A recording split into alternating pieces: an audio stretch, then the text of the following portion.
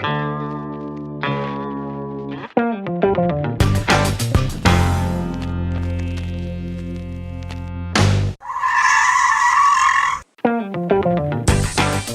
everybody, welcome to episode 11 of the Stop and Give Me 20 podcast, 20 minutes with some of the world's top fitness pros. I'm your host, Anthony Arena, and you can check out the show notes at stop20podcast.com. That's stop20podcast.com.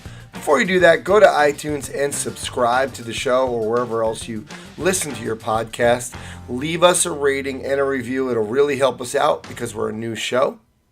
For today's episode, I have on Coach Michael Boyle, and Coach Boyle is one of the foremost experts in the field of strength and conditioning. He's worked with the Boston Bruins, the Boston Red Sox, World Series ring, Boston University, national championships, U.S. women's hockey, gold medal. He's the co-founder of Mike Boyle Strength and Conditioning, one of the first for-profit strength and conditioning companies in the world. He lectures all over, and his books include Advances in Functional Training and Designing Strength Training Programs and Facilities, and the new Functional Training for Sports.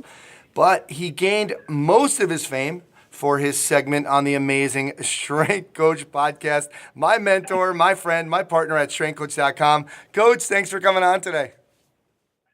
So that's perfect. So what do I got? A minute left? I got a 19-minute commercial, and now we're ready to go. Okay. Here, that's how this is going to roll. All right. Coach, let's get right into it. What's that? What's your story? What's that spark when you were younger that got you into the fitness lifestyle?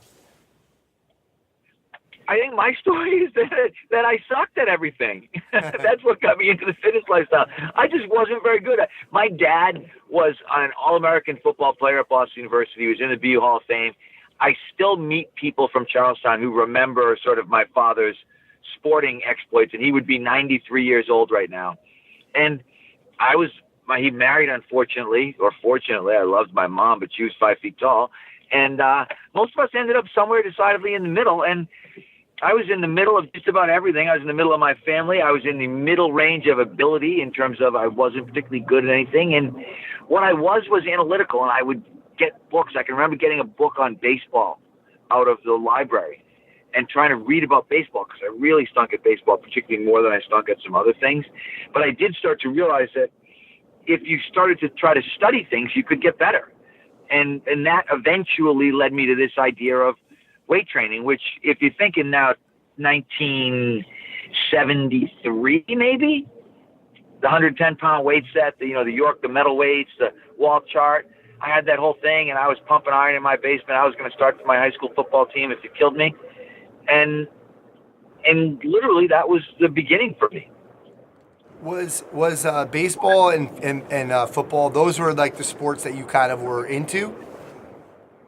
No, actually it's funny. I loved basketball. My father ended up being a very successful basketball coach, even though he was a football player in college.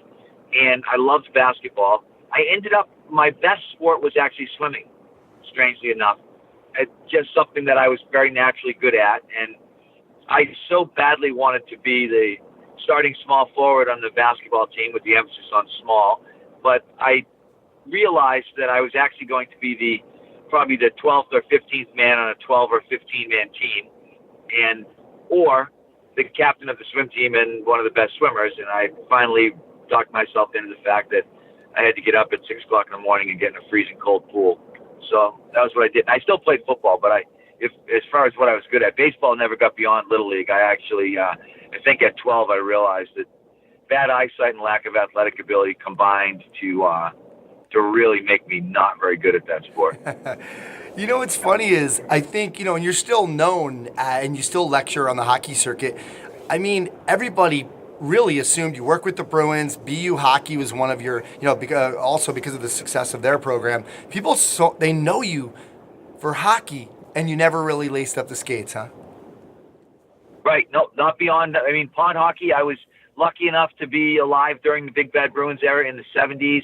I watched hockey games on TV. We watched Bruins games all the time, more to watch the fights than anything else. And we'd have our own, my brothers and I would have our own fake hockey fights in the basement after the games were over. Yeah. But I've never played in a meaningful hockey game in my life.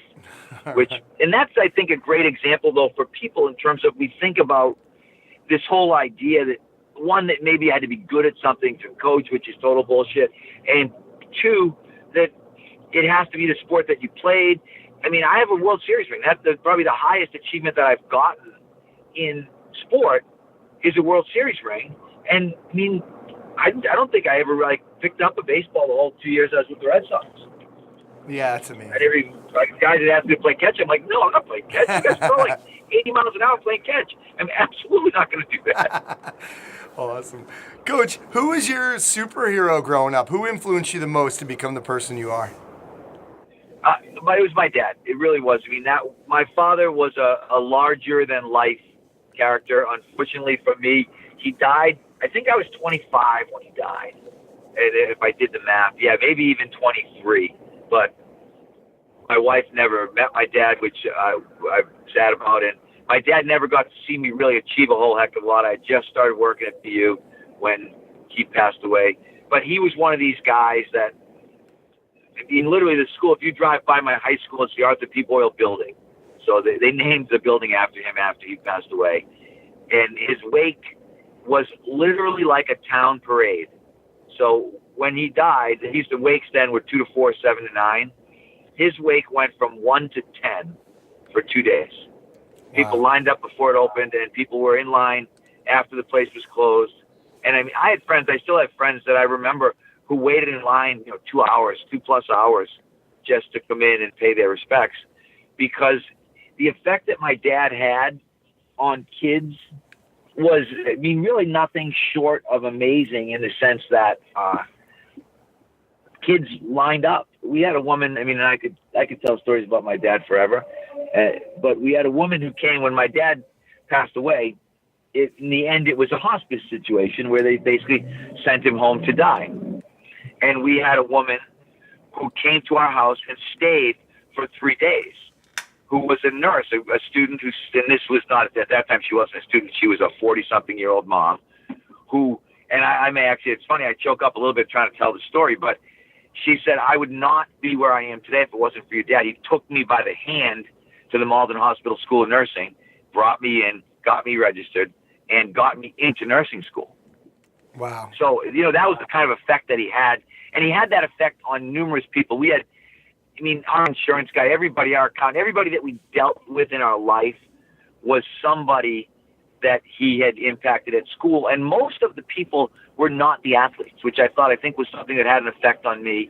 He had special needs kids who came over that he took care of. He had guys that were his basketball managers that he took care of. He just had this nonstop list of people that he was constantly taking care of. I've met people who said my dad bought their sport coat for their senior prom. And we didn't have that kind of money for my dad to be out buying sport coats for kids to go to the prom. And then I met another guy who was actually talking about in the days before there was NCAA and violations. I met a guy, Carol Lowenstein is his name, great guy, Malden High guy, who ended up making good, went to Harvard, did really well. And he said, yeah, I used to stop by and give your dad a couple $100 every now and then, because I knew that he was buying stuff for kids who couldn't afford whatever it was that they needed to get. So, yeah, I mean, he's a hard act to follow still to this day. So I always think that, if I think for myself and for my brothers, pretty much no matter what we've done, we'll probably always pale in comparison to our father. Yeah. Mike, real quick, do you think you recognized that when you were younger, or is it, because a lot of times when we get older, we're like, wow, my parents really did have an effect on me. But when you were younger, were you looking at him like that? I think I looked at him like that, but sometimes I looked at him like he was kind of a pain in the ass, because he was one of these guys who didn't smoke, didn't drink, didn't swear. I used to say, everything was great in my house as long as we were perfect. You know what I mean? As long as we didn't drink, we didn't smoke, we didn't swear, we didn't get in any trouble, then everything was fine. And if it wasn't, I know we had to get good grades too, so you had to get all A's. So, it was like my house was a pretty low pressure environment as long as you were perfect. There you go. All right. Coach, who's your superhero now? Who's like somebody you're kind of looking up to, looking around, and who you're seeing that they're doing great things, and you kind of try to emulate? I've listened to all of these Stop and Gives Me 20 so far, and that's probably the one that stumps me the most. I think when I was at Boston University, it was Jack Parker, because he was another guy that, even though he's only 15 years older than I am, I feel like sometimes I felt like he was 100 years older than I was. And he was that same sort of guy that when something went bad, you could always count on Coach Parker to make sure that he was going to do his best to fix it. When Travis Roy broke his neck, Coach Parker threw himself into the process of taking care of Travis. We had another goalie, J.P. McCursey, who got run over by a car, the same thing. I mean, Coach Parker, when Mark Davis died, like this, he was just always there in the crisis situations. And so I think he was that guy as I got older. Right now, I don't know. Sometimes I don't know who that person is in my life at this point, but I think when you get to be, I'm pushing 60, which is pretty scary, and I'm 57 years old, and I don't know that I have that person as much in my life anymore. Yeah, but I think it's okay to still have that kind of, I want to be like Coach Parker was when I was kind of coming up. So I think it's fine. Oh, yeah, no question. I actually texted him the other day just to say that, because I don't see him as much as I used to since I left BU, and I just texted him and thanked him. And we talked a little bit about on the Strength Coach podcast about the whole gratitude thing, but I really try to look back at these people and let them know that he was the guy for me when I was 25 years old and he was 40. He was the guy that I wanted to be. Yeah. And I always think, I think sometimes you want to pick real tough acts to follow, because I'd probably never be like Jack Parker. He's the winningest coach in one sport at one school in the history of the NCAA. I don't know if I'll ever be as good a man as my father was, but if I can get in the ballpark, I'm doing okay. Absolutely. Coach, I should say besides your kids, because I know you really focus on trying to be a great dad. Who are you trying to be a superhero to? You have all these trainers who you speak to. You have your staff. You have your interns. You have your kids. Who you really when you're doing your stuff, your fitness and your strength and conditioning stuff? Who are you really trying to be a hero to?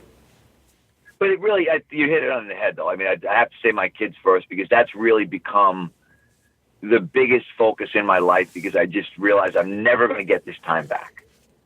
And so there's no question that that's the first and primary focus in my life right now. But after that, you're right. I mean, you know me well enough to know it is the staff. It's the kids, because they're like my kids. And even some of my kids who've moved on. I was so lucky last night. I sat at my daughter's hockey game holding Sarah Cahill's baby. And I'm thinking, this is exactly the way that life should be. Yeah. Is that you should be able to live through this beautiful cyclical process.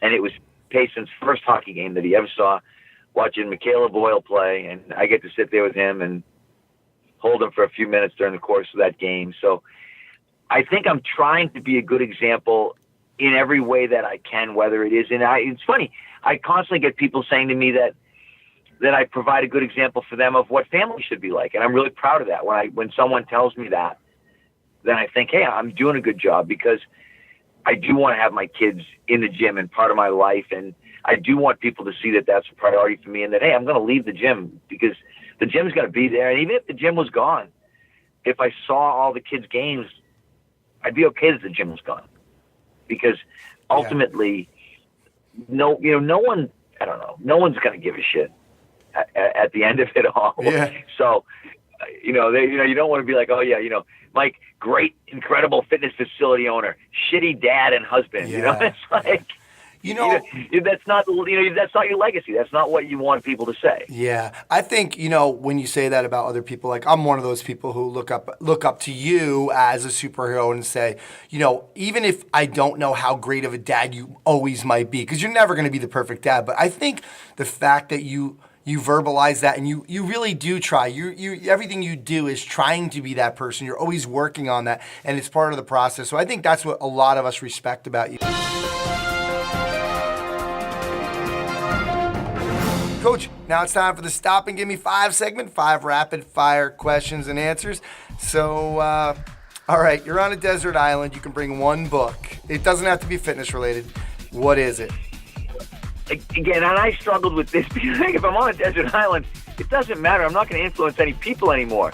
But I kept coming back to 7 Habits of Highly Effective People, because I think that's a book that I really refer to all the time, and it's longer than How to Win Friends and Influence People. That would have been my second choice, but it's really short. I was trying to think of one that I could read over and over again, so I needed something a little bit longer. And I think some ways I was like, geez, I have to think of like a really super long novel that I could just read and start over at the beginning. But but I don't know if that would be realistic for me. Perform Better. They're coming in. Chris Prayer is going to have the Desert Island One Day Learn by Doing seminar. They can only send one presenter who's living. Who is that person that you want to see? It's Charlie Francis. I never had the pleasure of, and I think when I think of people that have influenced me greatly, he's a guy who's been a huge influence on me professionally, who has now since passed, and who I never had the chance to hear speak in person, never had the chance to meet. So he would probably be that guy. If I'm going to a Perform Better seminar, the one guy living or dead, that'd be my guy. What about a keynote speaker? Someone from the past. Chris is gonna have another person. He decided he's gonna have another person, and again, it doesn't have to be live. Who would you want to see speak? Oh man, I would like to hear probably Vince Lombardi speak. To be honest, awesome. I read Vince Lombardi's, I don't know, whatever the book was. Probably when I was in my teens. Winning Isn't Everything. It's the Only Thing, or whatever it was called, and I was fascinated with the whole Packers and his way of coaching. And although now I think you could never be a Vince Lombardi type of coach, I think you'd love to get him up there and let him go and hear what he had to say. I think he'd be, and again, staying in the sports team anyway. I don't want to get into religion or politics. So. All right, cool. Coach, last live music concert you went to? I went to Phil Vassar on Friday night, actually. Country right? Billy Joel, one of my favorite artists of all time. It's Just Another Day in Paradise, Carlene. I mean, Jesus. Awesome. I wish he was. I hope his new record does well, so I can hear more of Phil Vassar. On the next Strength Coach podcast, I got to ask you where this whole country music thing came from. But Coach, I know you don't love CrossFit, but I want to keep it positive. Tell us one good thing about CrossFit. One good thing about CrossFit, maybe that it's slowing down. I'm kidding. No, sort of. No, I would say, in all honesty, there's two things that I really like about CrossFit. One is the community building aspect of what they've done. You can't get away from the fact that they've built an incredibly loyal, allegiant community. And looking at how they did that, you've got to look at that part and take away the training part and say that part is really good. The other thing that they've really done is they've been great for this adult functional training business. I always tell everybody, CrossFit's great for business. And I've said this numerous times in terms of, if you watch the old Reebok CrossFit ads, one of the things that you will see is that, to me, they could be an ad for Mike Boyle Strength and Conditioning. You know what I mean? Because it's like people doing perfect box jumps and people doing Olympic lifts and clean and press. And you think, hey, if that's what it looked like, we're good. So I think those two things are really positives. Nice. Coach, are you working on anything right now that's kind of getting you really excited? I know you just opened the other facility, but what's getting you excited right now? You know what's actually getting me excited, believe it or not? So Pat Beef had sent me an email asking about doing a conditioning talk. He said, who do you think the person to do a conditioning talk would be? He wants to do a product on conditioning. And I sent back basically, I don't know. I don't know if I could come up with somebody that I really think would be the person to do this. And then about 2 weeks later, he said, I got 10 responses back that people would like you to do it. Do you want to do it? And I thought, this would be kind of a fun thing to do. So I've been spending the last couple of weeks really trying to research MAS testing, maximum aerobic speed testing, and repeat sprintability testing, so that I can really give an effective presentation on designing conditioning programs. So that's something that I am, in all honesty, I'm pretty pumped about. We're going to film it. I don't know. I would say probably in the next month or two we'll actually film it. But I think sometimes people poke me into doing a project that I would never do myself, much like the new book. I would not have done a new book if it wasn't for Ted Miller from Human Kinetics and him saying this book really needs to be redone. It would not have gotten redone. So I sometimes like when people give you a little shove in a certain direction, because it makes me get out of my comfort zone. Yeah, and that's the people are asking for it. So good stuff, Coach. I'm going to change this. Not really the letter to your younger self. What's the letter you're going to give to the interns? What's the thing you want the young strength and conditioning coach, the young fitness professional as well, not just strength and conditioning coach? What's the advice that you want to give them? I think the biggest probably piece of advice would be sometimes you look at like the H. Jackson Brown books, some of these things, and realize that just to be a good person, we talk about this all the time. First and foremost, be a good person. Have some self-respect. Don't make an ass out of yourself on YouTube. Don't talk about things that you know nothing about. There's so much of that stuff that I would want to say to these young kids in terms of be working every day with this idea that you're going to look back at yourself 20 years from now. At Joe Ehrman, we talk, Inside Out Coaching, we talk about that 20-year window. And be proud when you go back and look through the 20-year window and don't think like, oh, my God, I worked, in a tank top, or I worked in a sports bar, or I worked in shorts with my ass hanging out. You know what I mean? Or, I was a total idiot and I made YouTube videos of me doing stupid things. And, I so wish I could get the internet to crash so that all this stuff would disappear. Because I think when you're young, particularly now in this age of social media, and I'm glad there was no cell phones and things, because there'd probably be some video of me in college doing some really stupid stuff, but there isn't, because it didn't exist at that point in time. But now knowing that these kids, this is the day and age that they live in, and that everything that they do is going to be recorded for posterity. And you've got to conduct yourself that way. You've got to know that. What do I want? Again, when you think, we were talking last night in terms of just the idea of what you want your legacy to be. And I think when you've got to start with that when you're 21 years old and you're right out of school, and I think that's really hard. I think I told you this story, and then I'll finish because I must be getting near 20. But I had a conversation with a young kid at a Halloween party, and he was talking about the typical teenager, senior in high school, and his mom was talking about what schools he was going, applying to, and I said, make sure you're doing internships. And I said, what did you do last summer? And he looked at his mom. He was like, I played on the couch mostly. And and I looked at mother, I looked at Cindy. We were all sitting there talking, and the son was there. And I said, I just want you to know that when I see anybody who graduates from college and hasn't done an internship in the field, I think loser. And Cindy smacked me. And that's like, but that's how I felt. Because I'm thinking, how can you have been in college for 4 years and not have done something related to your field? Like, how can you be in that situation where your resume is going to say like that you scooped ice cream, or that, you know what I mean, that you whatever, or a lifeguard? I mean, this is the legacy. Like, think about where you want to be 20 years from now, and be that person. Be professional. Act that way. Dress that way. Yeah. Because it's like fake it till you make it. Yeah, and when we were younger, I'm a big believer in that. When we were younger, they used to say it's going to go on your permanent record. We really didn't have one, but these kids do. So, Coach, thank you so much for doing this. You know that you are probably my ultimate mentor, and obviously we're partners at strengthcoach.com. But I'm honored to be able to call you a friend, and I really appreciate all you've done for me and the industry. So, thanks again for coming on today and doing this. Well, I appreciate all you've done for me, because I feel like you've done more for me than I've done for you. So that means the relationship is good, and I thank you. All right. That's going to do it for episode 11 of the Stop and Give Me 20 podcast. Although I might have to call it the Stop and Give Me 25 podcast after this one. Thanks again to Michael Boyle. Make sure you check out the links to all of his stuff, including strengthcoach.com at stop20podcast.com. Don't forget to subscribe to the show, leave us a rating and a review. It'll really help us out. My name's Anthony Renna. Thanks so much for stopping by.